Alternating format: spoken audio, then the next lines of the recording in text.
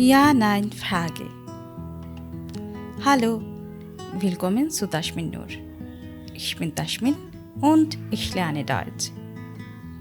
German গ্রামারের গত পর্বে আমরা শিখেছিলাম সিম্পল সেন্টেন্সে ভার্বটাকে আমরা বাক্যের কোথায় বসাবো, এবং আমরা দেখেছিলাম যে বাক্যে অন্যান্য পদের অবস্থান পরিবর্তন করা গেলেও ভার্বের অবস্থান সব সময় দ্বিতীয় স্থানে থাকে।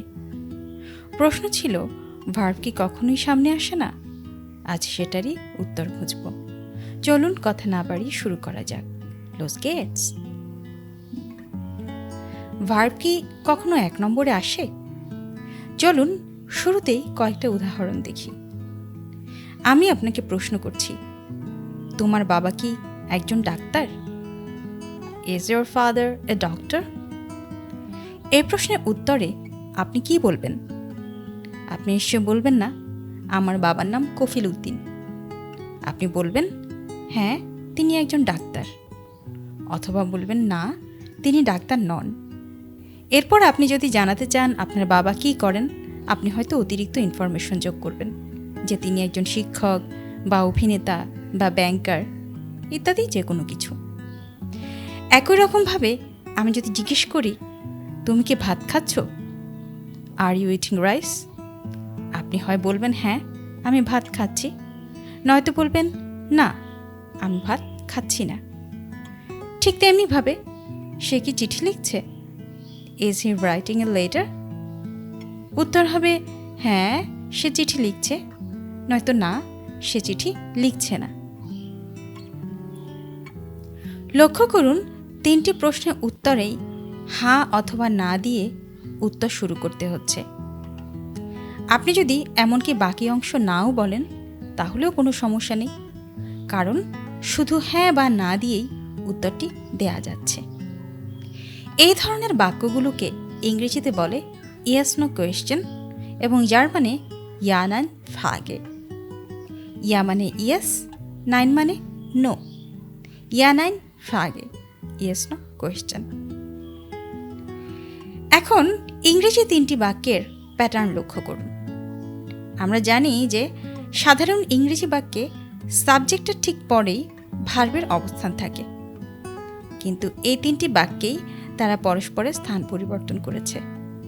ভার্ব চলে এসেছে শুরুতে এবং সাবজেক্ট চলে গেছে 2 নম্বরে। সবশেষে আছে অবজেক্ট। এখন এই তিনটি বাক্যের জার্মান ট্রান্সলেশন দেখি। ইস্ট ডাইন ফাটা আস্ট, তোমার বাবা কি একজন ডাক্তার?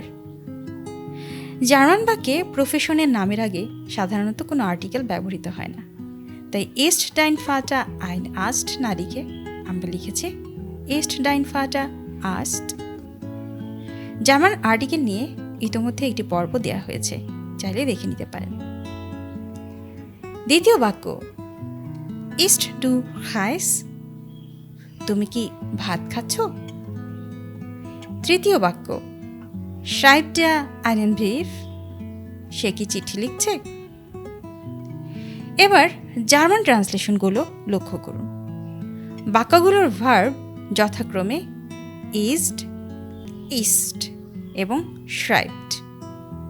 আমি যদি বাক্যগুলোকে অ্যাসার্টিভ সেন্টেন্সে লিখতাম, অর্থাৎ একটা স্টেটমেন্ট হিসেবে লিখতাম, তাহলে হতো Dein Vater ist Arzt. Du isst Reis. Er schreibt einen Brief.